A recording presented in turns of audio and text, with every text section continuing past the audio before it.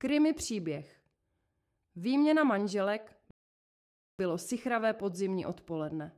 Listí pomalu padalo z holých stromů a chladný vítr si pohrával s papíry na chodníku. V malé pražské čtvrti, kde stávala řada starších domů s vybledlou omítkou, žili vedle sebe dva páry, Jan a Petra a Radek s Veronikou. Oba manželství už dávno neoplývala láskou, spíš rutinou, která se postupně měnila v nenaplněné touhy a tichou frustraci.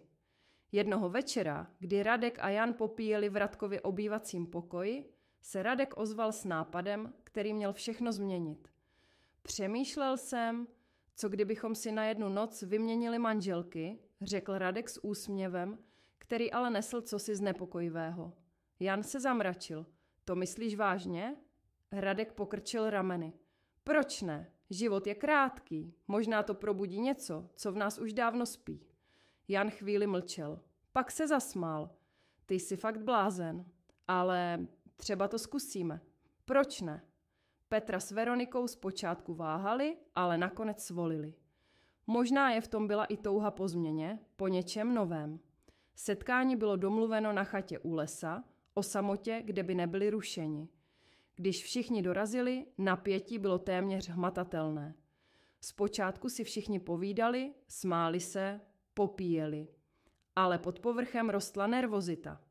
Když pak nastala chvíle, aby se dvojice vlastně vyměnili, do místnosti vstoupila zvláštní atmosféra. Veronika a Petra se na sebe krátce podívali, jako by tušili, že to nebude tak jednoduché, jak si mysleli.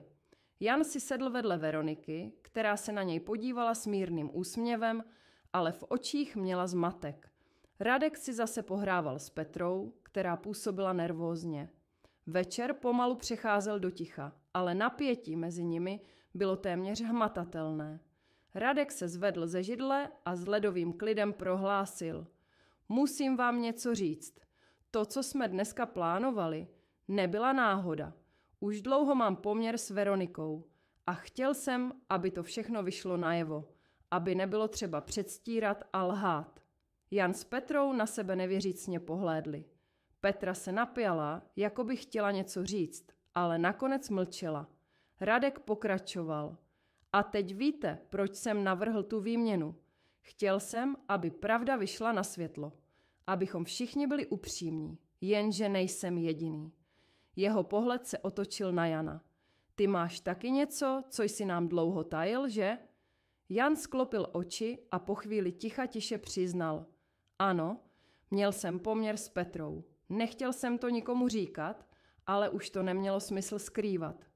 Vzduch se naplnil bolestí, výčitkami a hořkostí. Veronika tiše vydechla a Petra se rozplakala. Tak tohle všechno jsi plánoval, Radku? Zeptala se Veronika s hořkostí v hlase. Ano, přiznal Radek. Chtěl jsem, aby všechno vyšlo najevo, abychom přestali předstírat, co nejsme. Napětí mezi nimi narostlo do bodu, kdy slova přerostla v ostrou hádku.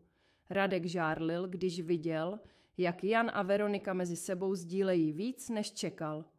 Myslíš, že ti to může projít? Zašeptal Radek temným hlasem. V tu chvíli vytáhl nůž, který měl schovaný v kapse, a bez varování ho prudce přiložil na Janovu ruku. Ostrá čepel mu pořezala kůži a Jan vykřikl bolestí. Radku, přestaň, křičela Petra, ale Radek byl neovladatelný. Vztek a žárlivost v něm převzali kontrolu. Situace se rychle vyhrotila.